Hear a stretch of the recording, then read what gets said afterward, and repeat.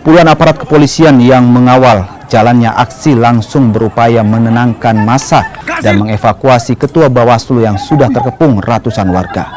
Aparat kepolisian kemudian berhasil mengamankan ketua Bawaslu ke dalam kantor Bawaslu. Selain mendatangi kantor Bawaslu, massa juga mengamuk di sekretariat Panwas Kecamatan dan merusak kaca jendela serta meja dan kursi.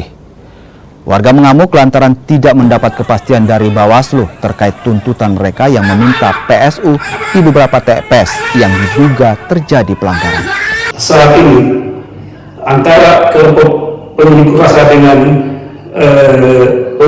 ketua komisioner KPU tidak terjadi kesepakatan karena akhirnya ketua Bawaslu langsung masuk ke dalam kantor Bawaslu, lalu mencoba untuk meninggalkan Bawaslu, namun dihadang oleh sekelompok aksi unras.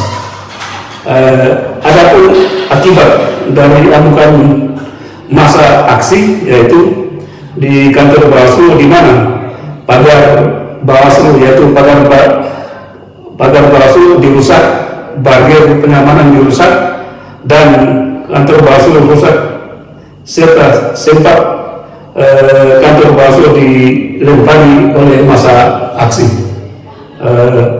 Untuk situasi hingga sampai saat ini dengan pukul 17.45, situasi di kantor Bawaslu masih tetap aman dan terkendali.